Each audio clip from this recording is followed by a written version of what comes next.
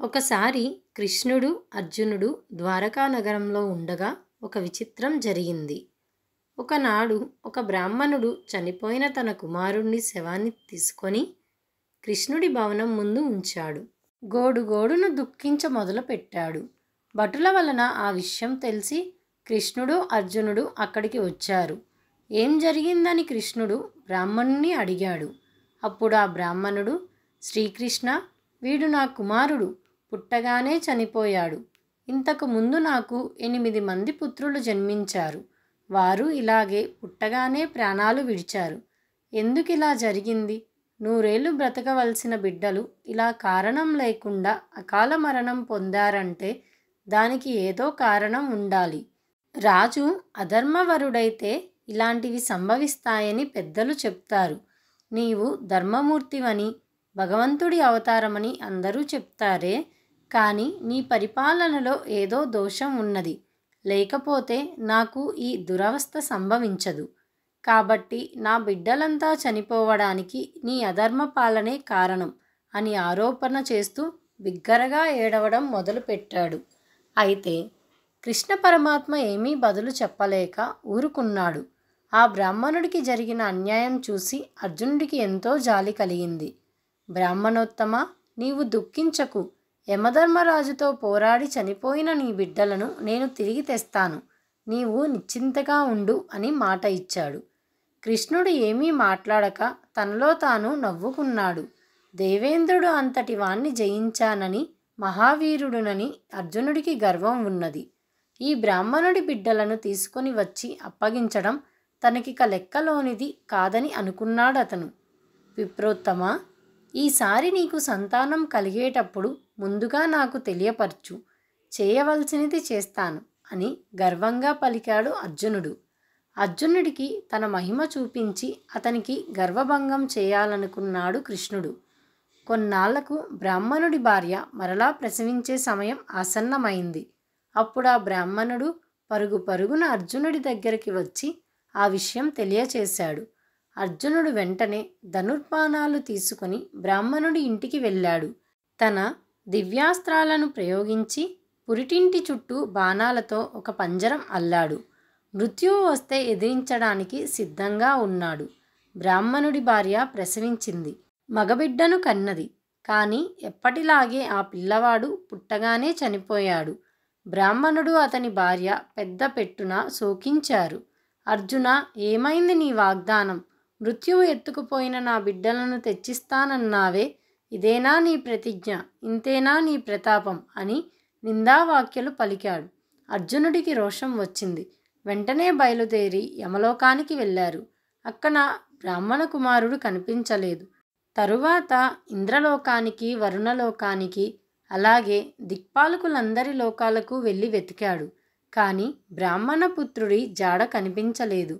చివరకు విసిగి వేసారి ద్వారకకు తిరిగి వచ్చాడు. ప్రతిజ్ఞ నెరవేర్చలేకపోయినందుకు ఎంతగానో చిందించాడు. గాంధీవంతో సహా అగ్నిప్రవేశం చేసి అసువులు వీడడానికి సన్నద్ధుడైనాడు. అప్పుడు కృష్ణుడు అధైర్యపడవద్దని, బ్రాహ్మణ కుమారులు ఎక్కడున్నది తాను చూపిస్తానని చెప్పి అర్జునుడి ఆత్మాహుతి ప్రయత్నాన్ని మాన్పించాడు. పిమ్మట శ్రీకృష్ణుడు అర్జునుడి తన దివ్యరథంపై కూర్చోపెట్టుకొని ప్రయాణమైనాడు. రథం పడమటి దిశగా పోతున్నది. ఆ విధంగా 7 దీవులు, 7 సముద్రాలు, 7 కులపర్వతాలు దాటి వెళ్ళింది రథం. తుదకు లోకాలోకం కూడా అతిక్రమించిపోతున్నాడు కృష్ణుడు. అర్జునుడికి ఏమీ అర్థం కాలేదు. అంతా అయోమయంగా ఉంది. లోకాలోకం తర్వాత అంతా గాఢాంధకారం ఆవరించి ఉంది. రథం ముందుకు సాగలేదు. అప్పుడు కృష్ణుడు కోటి సూర్యప్రకాశమైన తన సుదర్శన చక్రాన్ని ప్రయోగించాడు. ఆ చక్రాయుధం చీకట్లను చీల్చివేసింది. దివ్యకాంతులు వెదజల్లింది. వారు ఒక అద్భుతమైన ప్రదేశం చేరుకున్నాడు. అక్కడ అంతా కాంతి, కనులు మిరిమిట్లు గొలిపే తేజస్సు. అర్జునుడు చూడలేక కళ్ళు మూసుకున్నాడు. అప్పుడు కృష్ణుడు రథం ఆపి అర్జునుడితో అటు చూడమని చెప్పాడు. నారాయణుడున్న ప్రదేశం అది. కృష్ణార్జునులు భక్తితో నారాయణుడికి మొక్కారు. అనేక విధాలా స్తుతించారు. అప్పుడు నారాయణుడు, కృష్ణార్జునులారా, మీరిద్దరూ నా అంశతో భూమి మీద అవతరించిన మహనీయులు. మిమ్మల్ని ఒకసారి కల్లారా చూడాలనిపించింది. ఆ బ్రాహ్మణ పుత్రులను పుట్టగానే మాయం చేసి దాచి ఉంచిన వాణ్ణి నేనే. మిమ్మల్ని ఇక్కడికి రప్పించడానికే నేను ఆ పని చేశాను అని పలికాడు. ఇలా అని ప్రాణాలతో ఉన్న బ్రాహ్మణ పుత్రులందరినీ వారికి అప్పగించారు. అర్జునుడి ఆశ్చర్యానికి అంతులేదు. తర్వాత కృష్ణుడు, అర్జునుడు దివ్య తేజస్సుతో వెలిగిపోతున్న నారాయణుని వేదమంత్రాలతో స్తోత్రం చేసి మొక్కారు. ఆయన వద్ద సెలవు తీసుకొని మరలా రథంపై బయలుదేరి ద్వారక చేరుకున్నారు.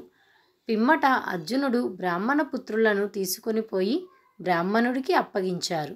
ఆ విప్రుడు బతికి వచ్చిన తన బిడ్డలను చూసి ఆనందంతో మునిగిపోయాడు. కృష్ణార్జులకు సగిలపడి మొక్కాడు. అప్పుడు అర్జునుడు కృష్ణ పరమాత్మ చేసిన అద్భుతం తలుచుకొని ఇదంతా కృష్ణుడి లీల అని, తాను కేవలం నిమిత్ర మాత్రుడినని తెలుసుకున్నాడు. అతనిలో గల అహంకారం అణిగిపోయింది. ద్రౌపది మాన సంరక్షణ. ద్వాపర యుగంలో దుష్టులను శిక్షించి శిష్టులను రక్షించడానికి, భూమి భారాన్ని తొలగించడానికి శ్రీకృష్ణుడిగా అవతరించిన భగవంతుడు ఎన్నో అద్భుతాలు చేశాడు. జూదంలో మోసం చేసి పాండవుల రాజ్యాన్ని అపహరించారు కౌరవులు. ద్రౌపదిని కూడా జూదంలో పందెం ఒడ్డి ఓడిపోయారు పాండవులు. అప్పుడు దుర్యోధనుడు బలాత్కారంగా ద్రౌపదిని నిండు సభకు రప్పించి భీష్మ, ద్రోణాది పెద్దలు ప్రముఖులు చూస్తుండగా ద్రౌపదిని పరాభరించారు. నిస్సహాయ స్థితిలో ద్రౌపది ఆర్తనాదాలు చేస్తుండగా దుర్యోధనుని తమ్ముడు దుష్టుడు అయిన దుశ్శాసనుడు ఆమె చీరలు వల్చాడు. అప్పుడు సాధ్వి ద్రౌపది, కృష్ణ ఆపద్బాంధవ, ఆర్తత్రాణ పారాయణ, మహావిపత్తులో ఉన్నాను, నా మానాన్ని కాపాడు కృష్ణ, నీవే నాకు దిక్కు అని అనేక విధాల ప్రార్థించింది. అప్పుడు ద్వారకలో ఉన్న కృష్ణుడికి భక్తురాలైన ద్రౌపది ఆర్తనాదాలు చెవిన పడ్డాయి.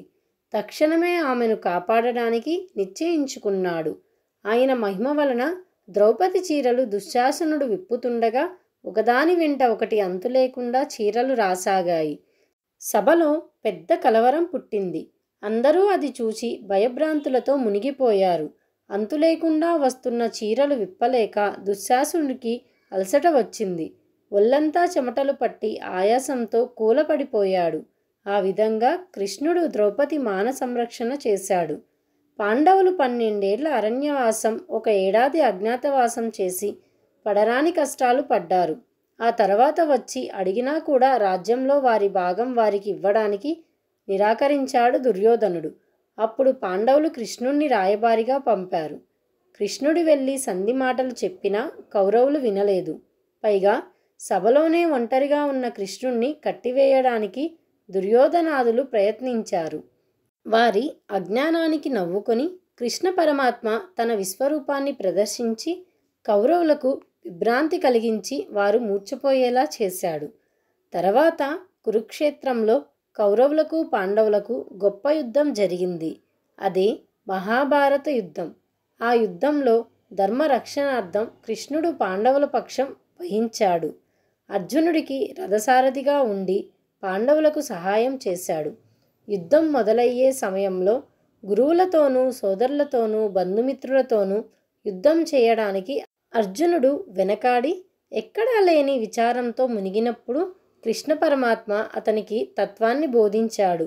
అదే పరమ పవిత్రమైన భగవద్గీత. అప్పుడే అర్జునుడికి విశ్వరూపం చూపించి సర్వం తానేనని, నీవు కేవలం నిమిత్త మాత్రుడవని, అన్నీ తన సంకల్పం వల్లనే జరుగుతుంటాయని అర్జునుడికి తెలియచెప్పి జ్ఞానోదయం కలిగించాడు. కర్తవ్యాన్ని బోధించాడు. భారత యుద్ధంలో పాండవులకు అనేక ఆపదలు సంభవించినప్పుడల్లా కృష్ణుడు ఎప్పటికప్పుడు తన లీలలు ప్రదర్శిస్తూ ఉపాయాలు చెప్తూ ఆపదలను తొలగించి పాండవులకు అఖండ విజయం చేకూరుస్తూ వచ్చాడు.